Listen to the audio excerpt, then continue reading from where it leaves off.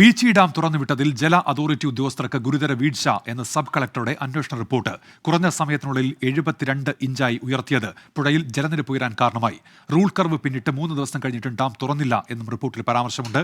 സൂരജ് സജി തൃശൂരിൽ നിന്ന്. സൂരജ്, എന്തൊക്കെ കാര്യങ്ങൾ വ്യക്തമാക്കുന്ന റിപ്പോർട്ടിൽ?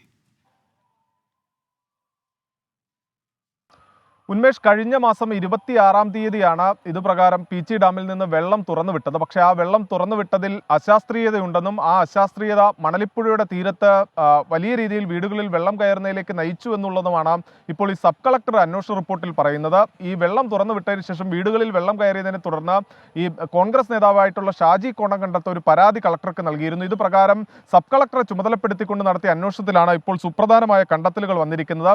25 ഇഞ്ച് ഉയർത്താനായിരുന്നു കളക്ടർ അനുമതി നൽകിയത്. പകരം അനുമതിയില്ലാതെ 75 ഇഞ്ചായി ഷട്ടർ ഉയർത്തിയതാണ് ഈ വെള്ളം ഉയരാൻ ഇടയാക്കിയതെന്നുള്ളതാണ് പറയുന്നത്. അത് കുറഞ്ഞ സമയത്തിനുള്ളിൽ തന്നെ വലിയ തോതിൽ വെള്ളം ഒഴുക്കിക്കളയുന്ന ഒരു സാഹചര്യമുണ്ടായി. ഇത് അപകടത്തിന്റെ വ്യാപ്തി കൂട്ടി എന്നുള്ളതും പറയുന്നു. 15 മണിക്കൂറിനിടെ 4 ഷട്ടറുകളാണ് ഇത്തരത്തിൽ 72 ഇഞ്ച് വീതം ഉയർത്തിയതെന്നുള്ളതാണ് കണ്ടെത്തിയിരിക്കുന്നത്. മണലിപ്പുഴയുടെ തീരത്തുണ്ടായിരുന്ന നിരവധി വീടുകളിലടക്കം വെള്ളം കയറുന്ന ഒരു സാഹചര്യമുണ്ടായി. ഇതിന് മുന്നറിയിപ്പ്, ഡാം തുറക്കുന്നതിന് മുൻപുള്ള മുന്നറിയിപ്പ് നൽകുന്നതിലടക്കം ഗുരുതരമായ വീഴ്ച ഉണ്ടായി എന്നുള്ളതാണ് ഇപ്പോൾ ഈ സബ് കളക്ടർ കണ്ടെത്തിയിരിക്കുന്നത്. ഇതിന്മേൽ ഇനി തുടർ നടപടി എന്ത് സ്വീകരിക്കണമെന്ന് സംബന്ധിച്ച് കളക്ടർ വിശദമായി ചർച്ച ചെയ്ത് തീരുമാനിക്കും എന്നുള്ളതാണ് നമുക്ക് ലഭിക്കുന്ന വിവരം. ഉന്മേഷ്. സൂരജ് സജി തൃശൂരിൽ നിന്ന്.